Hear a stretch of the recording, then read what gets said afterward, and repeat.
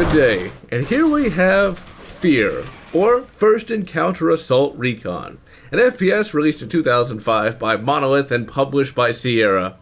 Ah, Sierra, how I miss thee. But anyway, Fear is an interesting FPS. It tries to be a mixture of first-person action with horror elements, and it both kind of works and kind of falls flat.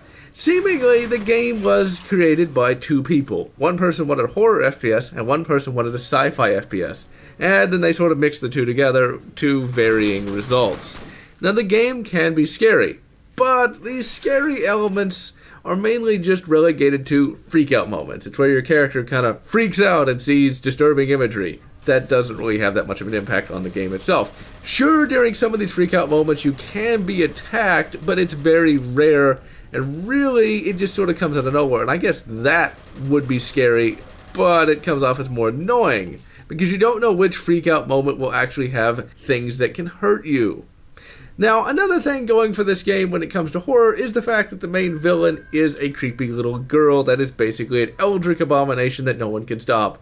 Even if you detonate a nuke right on top of her, she can just sort of teleport herself out of there. That can be scary, but she doesn't really do anything to you. She just sort of tries to creep you out, I guess. Even though, in theory, she should just be able to vaporize you with her mind. Really, the main enemies you fight in this game are just clone soldiers. See, that's where we're getting into sci-fi FPS territory. You gotta fight clone troopers. And I don't show it here, mainly to avoid spoilers, but yes, you will fight power-armored soldiers. Not really horror-based there, I have to say. Really, first-person shooters today, and when this game came out, just weren't really scary, and I think that's mainly because it's kind of hard to make them scary at this point. First-person shooters are really nothing new. You see, back when they were new, you could actually scare people with them. Doom, for example, we all look at that game as just a run-and-gun FPS, but back when it came out, it was pretty bloody scary because no one had ever seen monsters that realistic before. Quake is another good example. You never saw monsters that realistic before, and you never saw an atmosphere that creepy before.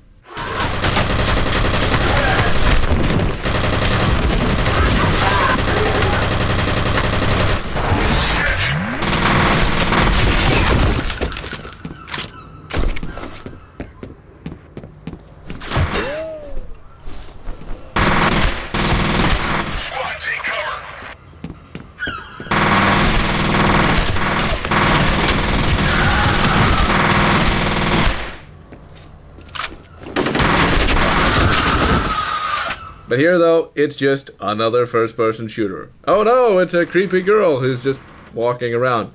Really, you're not going to be that scared by this game. I suppose if this is your first playthrough and it's late at night, you might get a little scared by it. But really, there's only one or two jump scares that are actually effective, and the atmosphere, while good, just does not convey a sense of creepiness when you're fighting some powered armor with a rocket launcher. It just doesn't work.